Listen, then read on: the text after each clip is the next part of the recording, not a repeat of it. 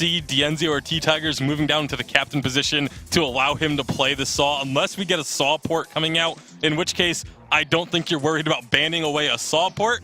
So I mean, it makes obviously Dienzio is very good on it. Saw is just very good right now. That's why the Saw ban is here. Put on your tinfoil hats, boys. We saw Cloud9 play Saw port way back in last season against Nova. We also saw them start the weapon power petal. Immediately picked up the weapon power petal. Maybe they're also picking up the Saw port. I don't know, just a conspiracy. We also saw a support Sky, and no one else is doing that. So but it was actually good. I will keep that tinfoil hat. Black Feather. And we're under the finally desk. going to get time to see today. Yeah, we're finally going to get to see Black Feather. This hero right now in 2.9 is extremely strong because of his execution damage coming out from his A ability on those high health targets, which is pretty much every hero in Vainglory after the changes.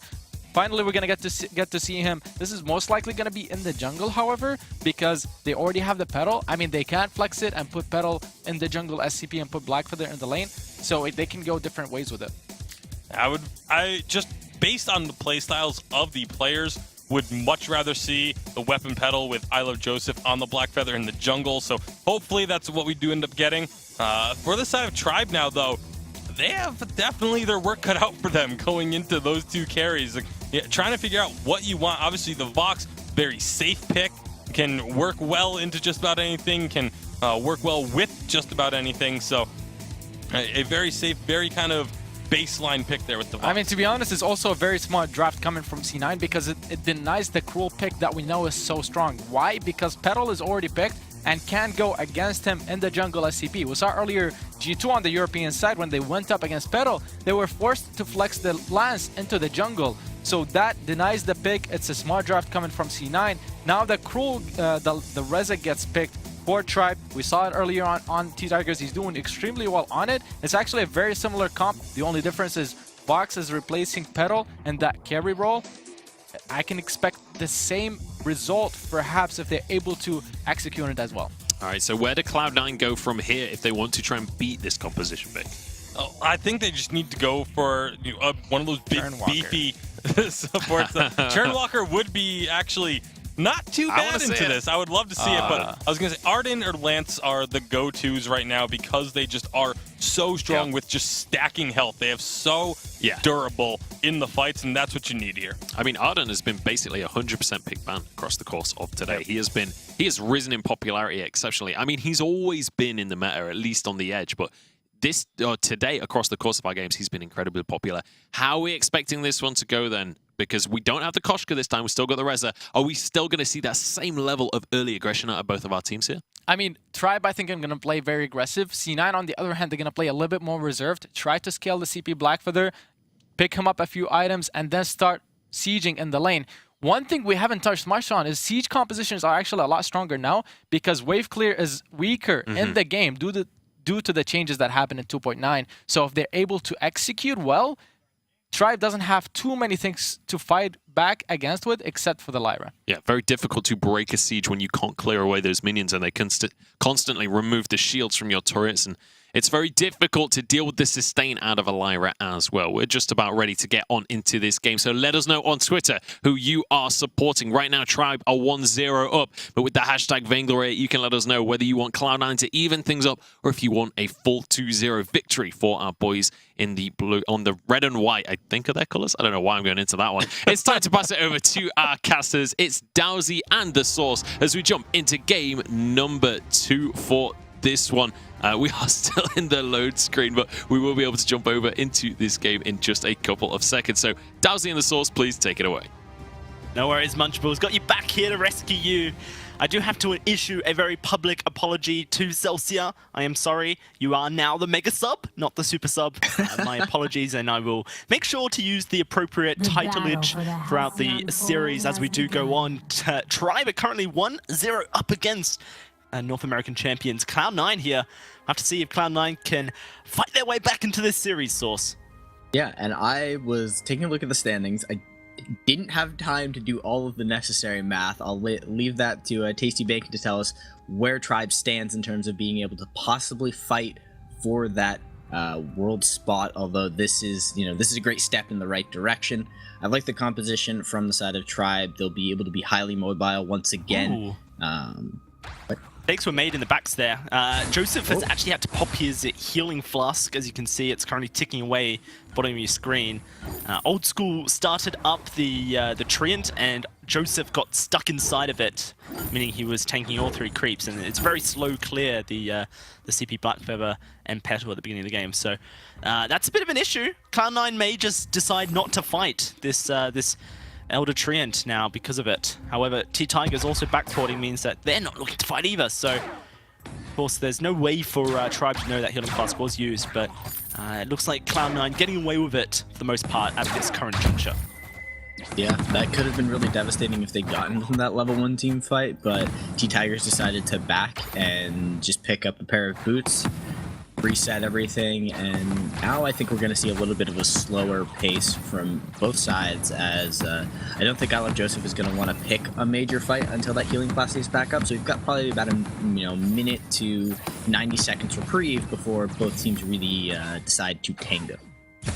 Yeah, we'll have to find out exactly when that moment is. The CP Blackfeather, fairly unchanged due to the hot fixes we've seen come out in 2.9. We are playing on the latest 2.9.1, and actually Joseph, a bit of an issue here, gets forced away from that Elder Treant by Dienzio. T-Tiger's able to secure it. With the Crystal Power Blackfeather, fairly unchanged, you know. The damage coming from your on point was not affected at all by the hot fixes. Joseph very likely to build himself into a Shadow Glass first, and where he goes from that can be, you know, a little bit different. You know, Broken Myth, Clockwork, Spellfire, the new item. CP Blackfeather, really one of the only heroes that can use Spellfire to a very good level. So very, very excited to see Joseph's final build in this game. Yeah, it makes the poke game pretty interesting for CP Blackfeather. You know, once you overdrive the on point, there's a lot of potential to become like an actual sieging character, because yeah, you could poke in and out if you had a little bit of siege on the rest of your team, you set up at a good position around a turret, but now that damage could really start to stick. Granted, there is a Lyra on the enemy team, so this situation probably won't occur as badly now, but C9 now feeling more confident that Healing Flask is back up and everybody's here. Everyone is here. The Treant goes over to Joseph. Tribe going to be marched away from the middle of the map. Cloud9, how aggressive do they want to play is the question. Seemingly not too aggressive, though. Joseph able to snipe away one of those front double minions. Now Cloud9 just keeping up in pacing at this point more than anything. They want to get Joseph to level 8 as quickly as possible. Get that overdrive on that on point. That's when the CP Blackfeather becomes very hard to deal with. T-Tigers, considering he's decided to max his A on Reza, is going to have a bit of poke himself. However, it's not high. You know, the CP ratios on your Scorcher not really matching the on point whatsoever. So it's going to be Joseph kind of winning that one out, but does walk into T-Tigers here, and the rest of Tribe are there as well, which means that Joseph going to probably just back away, can't secure his front.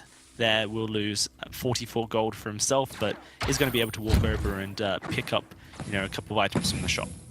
Yeah, and CP Blackfeather isn't going to be tanky for a pretty long amount of time. I think Evoke Harvest would be nice to come out, and that would give him the sustain, but over the long team fights, T-Tigers, again, is going to have the opportunity to really burst through a lot of these targets from the side of Cloud9. The tanking isn't going to come in till later. The Fountain is already there for Gay Vizzle, so some of that sustain is there for, you know, the entirety of the team. But T-Tigers gets into a flow, gets into good positioning, is managing to jump the backline before I Love Joseph actually lands some of that poke, gets that shield from the on point. We could start to see, you know, very, very hard engagements, not necessarily on the Old School, but onto I Love Joseph.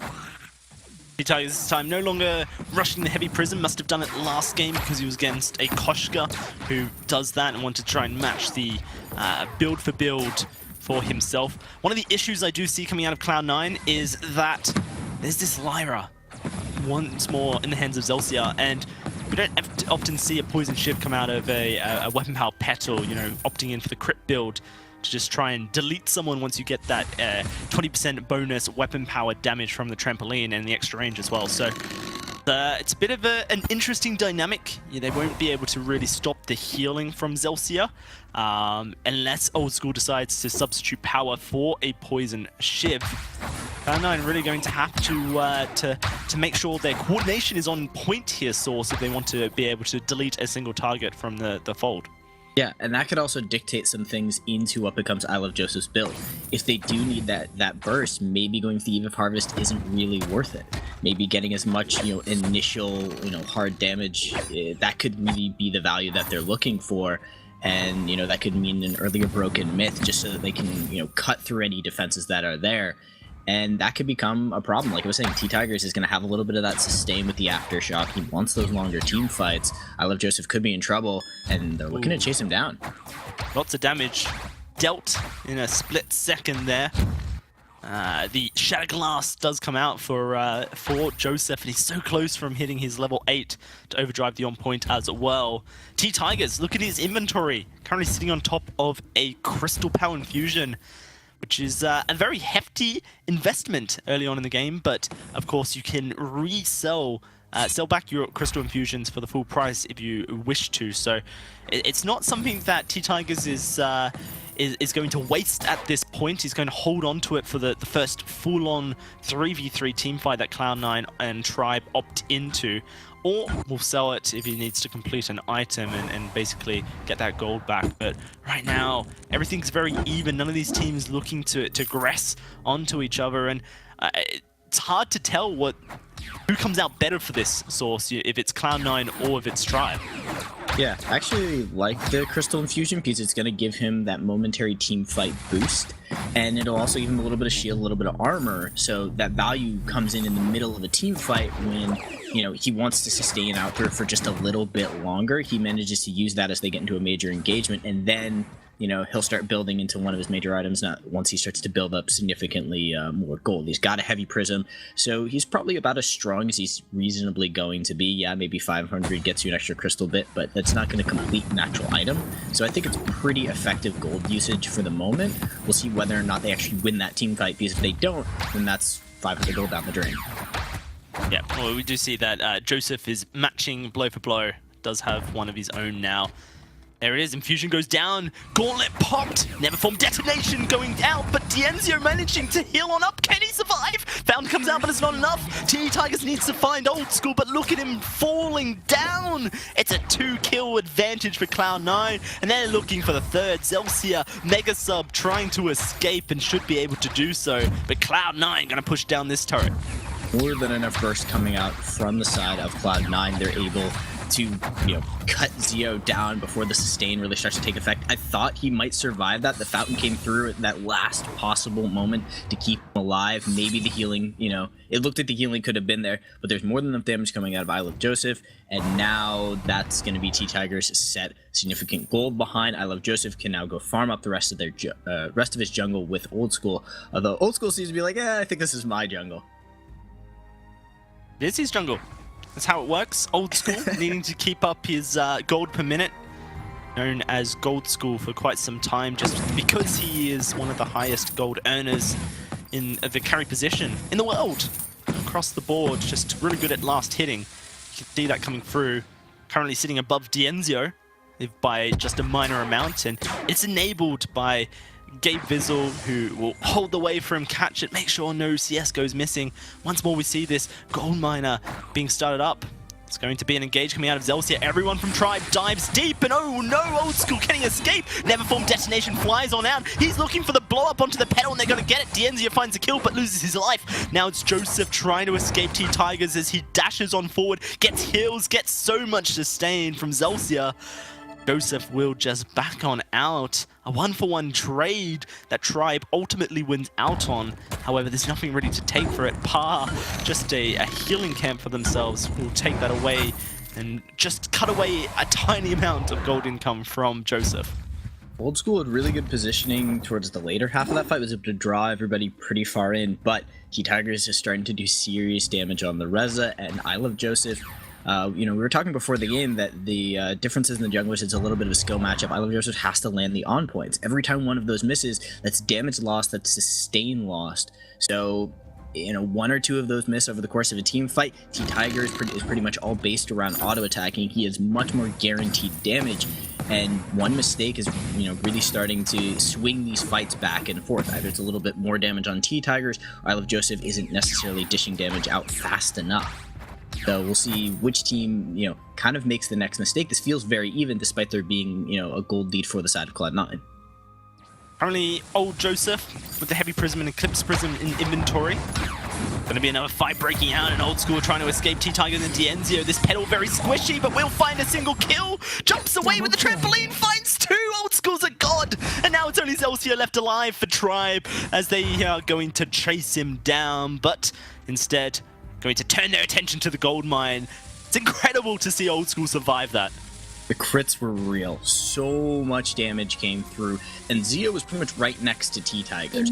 So, pretty much in the middle of the team fight. Yes, this is a Vox and wants to kite around the side of the fight, but they're going with this high dive composition. Take Old School out of the fight before there's any time for Petal to just sit back and poke and really land those crits. That doesn't really help help you out that much if Zio is taking that much damage. And maybe it's time for the side of Tribe to slow things down a little bit, because if they take another team fight like that, the gold lead is going to start to become insurmountable, and I Love Joseph is going to hit that a really solid 2-item power spike. Old School will already be full crit. I think at this point pretty much has what is that, about 80% crit chance already. It's already getting really, really dangerous for them. They might need to slow things down and look to find a pick, not necessarily dive the fight. We are going to see a Dragon's Eye completed for I Love Joseph. Interesting second item, I think, for the Black Feather here. The stacks drop off after 2.5 seconds, and he's on point currently as it stands is on a 3-second cooldown, which would require I Love Joseph to be in melee range on a Crystal Power Black Feather to have the stacks add up. As it's quite punishing. You lose a 3 stacks, I think it is, a second. It's extremely punishing if you miss out on carrying it over. Unfortunately, on the spectator, we can't actually see the stacks either, so we're never going to know if Joseph has hit his 9 stacks just yet. But oh my, Zelsia engages onto Cloud9. Yeah, look at Old School just kiting around, but this time he will go down before finding a kill. Now it's the 2 versus 2 T-Tigers. A lot of damage output that he can put out here. Joseph losing his Dragon Eye stacks, not attacking. That's a lot of damage just lost in T-Tigers. He must be on 9 at this point because he has been engaged this entire time. Cloud9 once more losing out on this team fight. Yes, it's only a 1-for-1, but look at the health bars. Zelsia has kept them also healthy. T-Tiger's not looking like he wants to go for this fight just yet, but oh, he's seen Joseph's health, and now he feels a little bit better about it. Unfortunately, not able to secure the healing tree. That goes over to Gabe Bizzle, and that's going to mean that Cloud9 going to hold on to their jungle. That was a true display of skill from Cloud9 to keep themselves alive and to bait in T-Tigers to almost kill him. So I definitely give him credit for that one. Back to I Love Joseph's build and the pickup on the Dragon Eye, like you were saying, with the fall off of those stacks being so fast, it means consistent engagement, which pretty much means that I Love Joseph is looking to land on point, Rose offensive, then on point again, with basically no downtime whatsoever. Maybe even double Rose offensive, use both of those charges. Pretty much wants to cut through the entire team fight, do all of that damage, and then that next on point, that 4th skill essentially to come out, that's the skill where the burst is really going to come from once he builds up those stacks. So it's pretty much I have confidence in my ability to land every single skill shot and to really play these team fights perfectly. And in that last fight, that didn't happen. They finally managed to put the pressure onto Old School, despite what looked like a really good gauntlet that came out of Gabe Bizzle, and almost, it looked like it was going to cut them off, and Old School was going to survive that. Finally, T-Tigers got into the back line, and his damage is far more consistent, so his Dragon's Eye stacks were built up and the damage was there. Yeah, if I'm going to be honest with you, Source, I don't like the Dragon's Eye on Black Feather. I just don't see it goes against CP Black Feather's playstyle, quite unlike his weapon power format where you get hands dirty and stick to a target and do continuous damage. See Blackfeather, kind of the opposite. You often poke, and then eventually you go in and do that after you've poked down your opponent. However, due to the playstyle that Tribe are playing, I Love Joseph may just find himself in a position where he does have to continuously fight. But it's not like the broken myth of update 2.8 and before, where the stacks would stick for a long time, 4 seconds, before dropping, and it would allow you to just poke and stack it up. One by one with your on points. On this current update, it just doesn't work. Gabe Fizzle does engage. That's Neverform detonation coming on down. Joseph in the middle of the fight. He is stacking up. Dienzio in a bit of trouble, but he will find the kill. T-Tigers finds that, and now he's looking for Old School as well. The pedal falling down. It's a double for the Reza, and now Gabe Fizzle will be on the menu for the Troublemaker as T-Tigers taking a bit of pain from the Crystal Sentry, but finds the engage he needs onto Gabe Fizzle. Couple more auto attacks might find the kill. Tigers doesn't have the cooldown, but maybe he can get it. He's going to find the kill. The ace will come through, and Tribe now has a lot of possibilities of objectives to secure. Yeah, and we saw pretty much what you were just describing. I Love Joseph, the damage really isn't there for that build. It's not connecting in the way that he needs it to, and he got bursted down very, very quickly. They decided to finish I Love Joseph first instead of chasing down Old School. I said this earlier, they can pick either of these targets because it's not a sustained build for CP Blackfeather. He's gone for, you know, basically he's looking to push the limits of what his damage could be, and if every single skill were to land, it would work, but it's just not coming out efficiently for him. And now they're not able to possibly deal with the healing coming out from Zelsier. So you've got Fountain plus standard Lyra healing plus, you know, a little bit of shield coming off of the Crucible. There's too many things, I think, possibly keeping the members of Tribe alive. And this time, they're actually coordinating that group's dive. We saw earlier when they did make that dive and Old School survived, you know, a lot of pressure was put on Zio. He took a lot of damage. Nobody was looking at those other two members. Now they're able to just instantly jump on top of the target. The moment that Old School jumps out, they focus Joseph, and Joseph doesn't have the ability to survive. Not to mention that, you know, we'll talk about it in a second. Another engagement comes out of Zelsier. Oh wow, Dienzio taking him down so low. Tigers dives on forward. It's a second gauntlet coming down from Gabe Fizzle. It's a defensive one this time. It looks like Tribe may just look to try and disengage it, trying to do the damage. Oh, Love Joseph will fall. Gabe Fizzle may go down next. Old School so low. T-Tiger's going to chase him down as Dienzio finds the second in that team fight. Old School's just about escaped here. It's 8-2 for nothing. A Crystal Sentry eliminated, and a Kraken on the menu as well for Tribe. Yeah, and we see it once again. Put the pressure on Old School, make him have to jump out, make them have to use a reasonable number of abilities and cooldowns and activates to keep him alive. And then they kind of played that one a little bit slower. T-Tigers dove a little bit further than in the last fight, but eventually he pulled back. And it was kind of this poke war between the ranged members of Tribe and then everybody from the side of Cloud9. And then T-Tigers waited for some cooldowns, then instantly re-engaged, got a pick off, and now that's going to be a Kraken going over to the side of Tribe. And now they're really dictating the pace of this game and looking to take Cloud9 out in the beginning of the week. And Old School must be triggered. 3 tornado triggers in his inventory. Is looking for the max attack speed. That crit build, it is an intriguing one to say the least. I believe it's a little bit inefficient, but I could be wrong. It does provide a lot of attack speed for the pedal, and we've been seeing that Old School is being engaged upon, so perhaps if he can stutter step like a god, the triple tornado trigger can work. This Kraken going down bit by bit as it starts chipping away at the choke point turret. Down to half HP, they're doing a good job of chipping it away, but Old School doesn't want to use his trampoline offensively, wants to try and get out of this bright bulwark and get out onto the healing platform, able to escape for now. The engage from Tribe this time won't find a casualty. Cloud9 have their gauntlets ready to go. There's just going to be the Kraken focused on down. A single turret taken by Tribe on that push, opening up the base of Cloud9, getting closer and closer to their end objective of toppling the North American champions. Yeah, not super effective on the Kraken push, but they managed to get one turret. And Old School with the triple tornado triggers, he actually did a lot of damage to that Kraken very, very quickly. Again, math-wise efficiency, you brought it up with the third tornado trigger. I don't know whether or not that's going to be the perfect situation for them, but every time that Old School's been able to survive the fight just a little bit long, just long enough to either pressure T-Tigers out so he's forced to, back up and take that kind of respite that Reza sometimes needs, after pretty much all of the charges on Troublemaker have been used, or whether or not Zio is really, really far up, because again, they're using this full group dive with the Arcane Passage to get on top of Old School and force him to jump away. Maybe with the well-placed Echo from Gabe Vizzle, they're able to actually kind of peel Zio off or isolate Zio away. I just think that maybe another defensive item, something to help them survive T-Tigers, because if Old School survives, they will win pretty much all of these fights.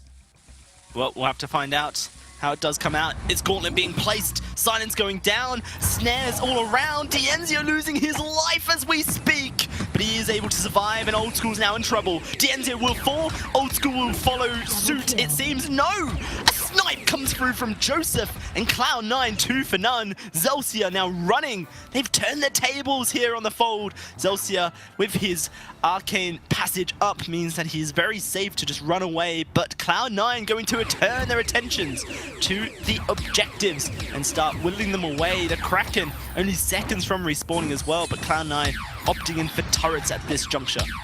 Yeah, and Old School survived. He managed to kite just around the edge of that fight. I thought he was gone multiple times, but great play coming up from the side of Cloud9 to sort of split up where the focus from the members of Tribe were, and that triple tornado trigger is actually starting to do a little bit of work in terms of how much it's actually going to let them siege. It will let them kind of burn through turrets. Now, we saw this happen last game. The gold lead was there. Cloud9 were in control. They got a Kraken, but they fell to, you know, what was just a miracle play coming out of Tribe. Now that they've won a team fight, do they have the ability to replicate that process? You know what's a really interesting thing? No Broken Myth yet for T-Tigers. Broken Myth, of course, was changed drastically in 2.9. The stacking element put onto Dragon's Eye, but now has 30% Pierce. That's a lot of Pierce. And actually, at 50 shielding, if you were to have the items Eve of Harvest, Shattered Glass, or Eve of Harvest, Broken Myth, at 50 shielding, Broken Myth outdamages the Shattered Glass. It's a very important item. Another fight breaking out. Tribe looking to try and get onto this pedal. It is Old School currently stepping away, trying to get to the Crystal Sentry and deleting T-Tigers, and he does so. It's Dienzio in trouble now. He's gonna fall. It's a double for Pew Pew Pew. Pedal make it. 3, a triple for Old School. Cloud9 with the ace. They're going to move towards the base. Cloud9 just opened up that team fight perfectly, pulled them into a great positioning.